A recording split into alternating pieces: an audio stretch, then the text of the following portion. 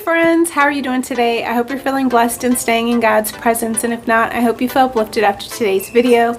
If you're new here, welcome to His Princess Christian community, where we read a chapter of the Bible every day and then discuss it afterwards and in the comments below. Don't forget to like and subscribe. It really helps the channel grow and it opens the door for more people to join our community. And while you're at it, check out the description box. We got a lot of great stuff in there. So today we're reading Judges chapter 9, but before we get started, I want to say a prayer if you wouldn't mind bowing your heads with me. Dear God, thank you for bringing us together here on His Princess Christian community. Thank you for opening the door for people to join our community, for connecting us and strengthening our bond. Thank you for opening our eyes, our ears, our hearts, and our minds to your word. Thank you for your wisdom, understanding, and clarity as we seek to interpret your word. And thank you for the courage to apply it to our daily lives. In Jesus' name, amen. Okay, Judges chapter 9.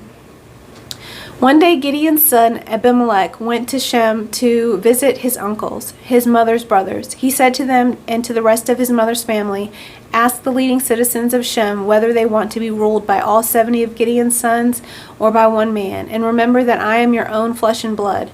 So Abimelech's uncles gave his message to all the citizens of Shechem and on his behalf.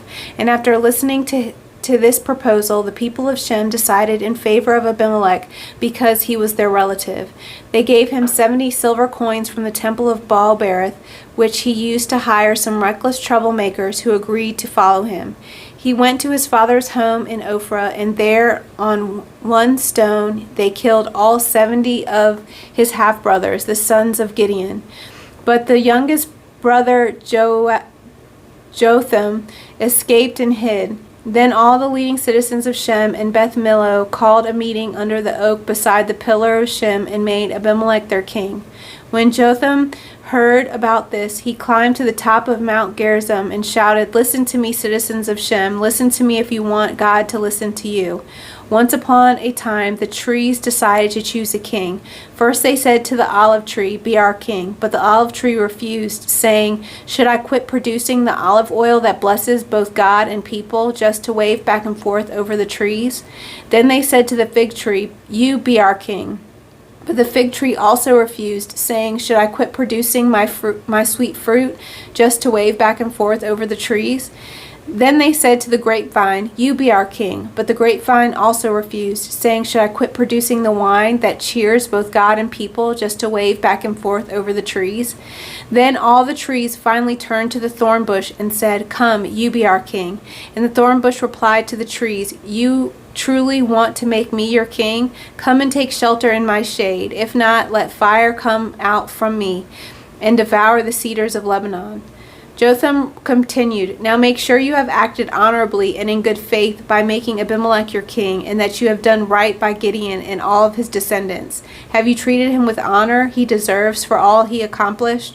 For he fought for you and risked his life when he rescued you from the Midianites. But today you have revolted against my father and his descendants, killing his 70 sons on one stone, and you have chosen his slave woman's son Abimelech to be your king, just because he is your relative.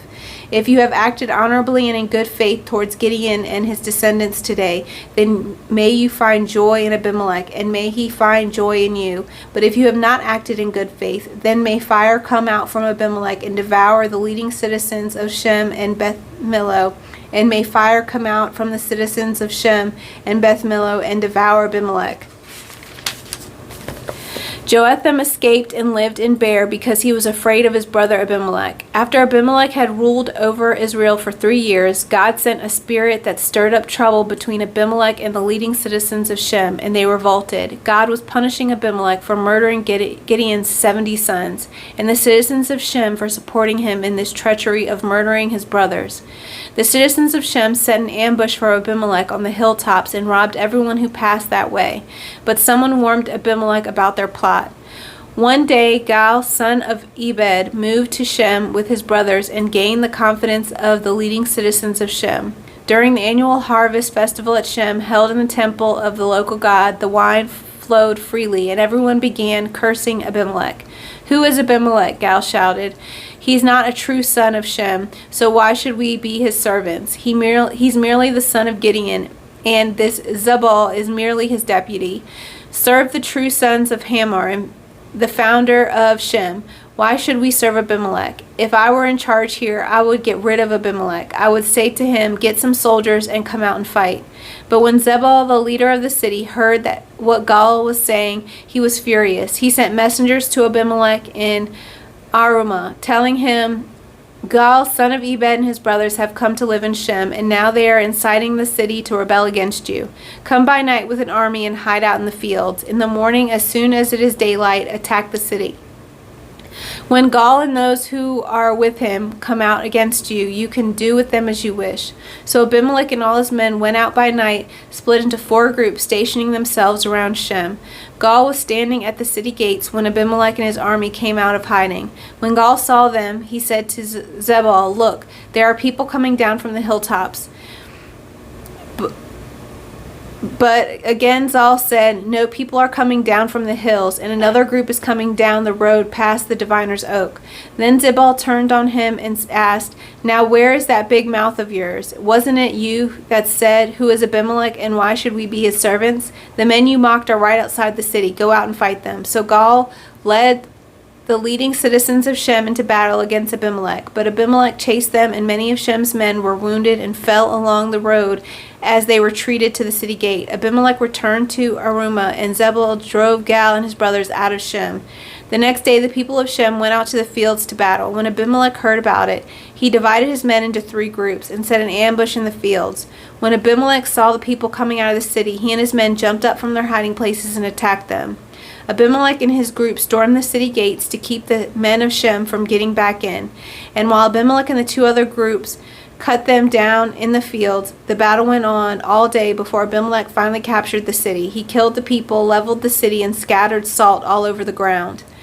When the leading citizens who lived in the tower of Shem heard what was happening, they ran and hid in the temple of Baal-berith. Someone reported to Abimelech that the citizens had gathered in the temple. So he led his forces to Mount Zalmon. He took an axe and chopped some branches from a tree, then put them on his shoulder. Quick, do as I have done, he told his men. So each of them cut down some branches, following Abimelech's example. They piled the branches against the walls of the temple and set them on fire. So all the people who had lived in the tower of Shem died, about 1,000 men and women. Then Abimelech attacked the towns of Thebez and captured it. But there was a strong tower inside the town, and all the men and women, the entire population, fled to it. They barricaded themselves in and climbed up to the roof of the tower. Abimelech followed them to attack the tower, but as he prepared to set fire to the entrance, a woman on the roof dropped a millstone that landed on Abimelech's head and crushed his skull. He quickly said to the young armor-bearer, draw your sword and kill me. Don't let it be said that a woman killed Abimelech. So the young man ran him through with his sword, and he died. When Abimelech's men saw that he was dead, they disbanded and returned to their homes. In this way, God punished Abimelech for the evil he had done against his father by murdering his 70 brothers. God also punished the men of Shem for all their evil. So the curse of Jotham, son of Gideon, was fulfilled. Amen. So what did you think of Judges chapter 9? I'm interested to hear about it in the comments below. Let me know what your insights or interpretations were on the chapter. Maybe comment your favorite verse, or just say hi and let us know that you're part of the community. And if you've been blessed lately, let us know so that we can rejoice with you. And if you need prayer, make sure you're putting that in the comments too so we can pray together as a community. Okay, so Judges chapter 9 starts off with, it's entitled Abimelech's Rule Over Shem. So if we kind of rewind a little bit to yesterday, there was a section, it starts off with verse 29. So this was chapter 8, verse 29. It says, then Gideon, son of Joash, returned home. He had 70 sons born to him, for he had many wives. He also had a concubine in Shem, who gave birth to a son whom he named Abimelech. And also remember that Gideon said that I will not rule over you, nor will my sons. The Lord will rule over you. However, a lot of the times this is a prime example of why you should not have more than one wife, and it never ends well, ever. So this is why you shouldn't cheat, you shouldn't commit adultery. There's a reason God, asked these things of us. So in this case, the son of his concubine decided that he wanted to be the ruler. So he started scheming against his brothers. He got all the leaders of the town that he was from to gang up together, and they killed all of his brothers except for one. And that one ended up, climbing up on the mountain and shouting out. He did this parable, which I thought was really interesting, when he says, listen to me if you want God to listen to you. And he starts off talking about he said, once upon a time, the trees decided to choose a king. And then they go from each tree, the olive tree, the fig tree, the grapevine. Then they start to go to the grapevine. And they're asking them to be the king. But they all say that, they don't want to leave what they're doing and be the king. So finally they go and find a thorn bush, which is not a tree. And it says, come be our king. And the thorn bush replies to the king, if you truly want to make me your king, come and take shelter in my shade. And if not, let fire come out from me and devour the cedars of Lebanon. So Jotham reminds the people, he says, you have treated Gideon. He's asking them these questions. I like how he's not specifically accusing them, but yet he's asking them, like, have you treated with honor with Gideon and his descendants the honor that they deserve? He says, make sure you've acted honorably and in good faith. And he's like, if you have acted honorably and good faith, then may you experience all this joy. But if not, he curses them. He says, if not, may fire come out from the citizens of Shem. So then, so after about 3 years, so Abimelech ruled over Israel for about 3 years. And I think this is so interesting, the way that God works. A lot of people feel like sometimes that God isn't acting. So they might have felt like, Abimelech probably felt like he got away with it. He's not suffering the consequences of killing all of his brothers or his half-brothers. And, he's living it up, being king. And this is the way God works. Sometimes God will let you get comfortable in your sin before he strikes you down. And so God sent a spirit that stirred up trouble between Abimelech and the citizens of Shem. So they ended up going to war. Abimelech, it appeared that Abimelech was winning, and he probably felt like, okay, these people rose up against me, and he probably felt convicted, and that, like, because he won that part of the battle, and he destroyed all of them.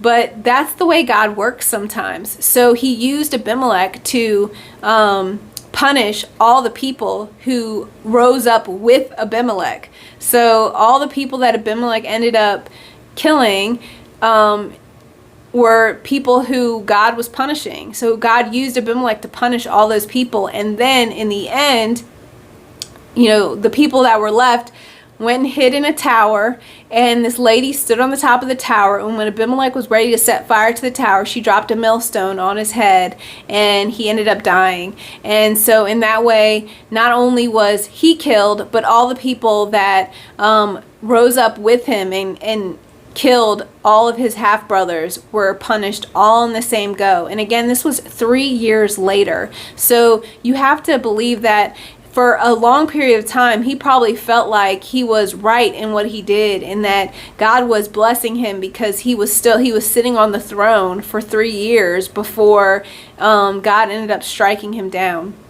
So things don't always work on our timing, and it's just a reminder to us that we don't have to worry about our enemies, that God will take care of it. God will get his revenge, and he will get his punishment. And we don't have to worry about how he's going to do it or when he's going to do it. Everything in God's timing. I can imagine Jotham was the only one that was left, the only brother that survived. And probably for those 3 years, he's probably praying the whole time, like, God, how can you do this? You're letting Abimelech rule, and you're letting all these people that killed my brothers, just live it up and be kings and all this stuff. But God, sometimes his plans take time to, materialize and to work out the way that he strategically wants them to. So we just have to trust in God's timing and know that he is going to get revenge, and people will have consequences. So if you have sinned, and if you're sitting on your throne thinking that you are going to get away with all your sin, trust and believe that God will have his punishment, and that God is always victorious, and he is not just going to stand by and allow allow people to sin and not suffer the consequences of it eventually. And again, we may not see it. We may not see them, see the punishment for their sins, but we just have to trust God with it. And that is one of the main reasons why we need to live in, on the following Jesus. We need to be doing the right thing, and we need to be doing what is right in God's sight, so we don't have to suffer those consequences. So that's my interpretation of Judges chapter 9. I'm interested to hear what you have to say about it. Leave it in the comments below. Don't forget to like and subscribe, and I hope you stay blessed, stay in God's presence, and have a great rest of your day. I love you.